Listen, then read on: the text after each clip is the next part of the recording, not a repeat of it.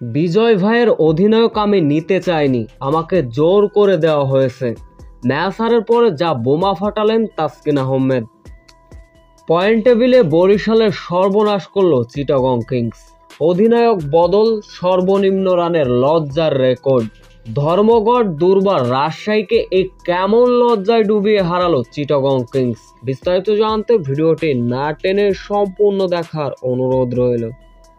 গতকাল রাতে সেঞ্চুরি করেছিলেন এনামুল হক বিজয়, সেই ম্যাচের কথা কেই বা না জানে। ঠিক আজকের ম্যাচে আধা ঘন্টা আগে অধিনায়ক বদল করলো দুর্বার রাজশাহী টিম ম্যানেজমেন্ট। সেখানে শোনা গেল এনামুল হক বিজয় অধিনায়ক নয়, অধিনায়ক হচ্ছেন তাসকিন আহমেদ। ব্যাস, এতেই কিছুটা সমালোচনার জন্ম দিয়েছিল দুর্বার রাজশাহী। এমন সমীকরণে দুর্বার রাজশাহীর বিপক্ষে আগে ব্যাটিং করতে নেমেছিল চট্টগ্রাম কিংস, যেখানে অভিজ্ঞ নাইম ইসলাম 56 এবং গ্রাম ক্লার্ক করেন 35 রান। তবে শেষের দিকে হায়দার আলী কিছুটা ঝলক দেখালেন, যার ফলে দুর্বার রাজশাহীকে 192 রানের লক্ষ্যমাত্রা ছুড়ে দেয়।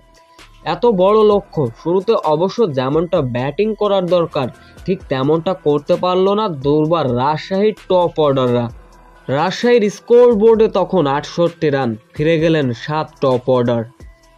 এরপর নাইম ইসলামের ঘূর্ণি জাদু, মূলত শরীফুলের এমন দুর্দান্ত বোলিংয়ের নৈপুণ্যের দিনে মাত্র 80 রানে অল আউট হয়ে যায় দুর্বার রাজশাহী। এদিকে এই জয়ের ফলে পয়েন্ট টেবিলে বরিশালের সর্বনাশ করল চিটাগং কিংস।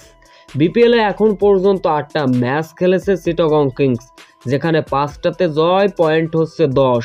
রান রেটের হিসাব নিকাশে বরিশালকে পিছনে ফেলে পয়েন্ট টেবিলে 3 থেকে 2-এ উঠে আসলো চিটাগং কিংস। এদিকে ম্যাচ হারার পর তাসকিন আহমেদ বলেন, আমি অধিনায়ক নিতে কখনো সমর্থন করিনি, আমাকে জোর করে অধিনায়ক দিয়েছে দুর্বার রাজশাহীর টিম ম্যানেজমেন্ট।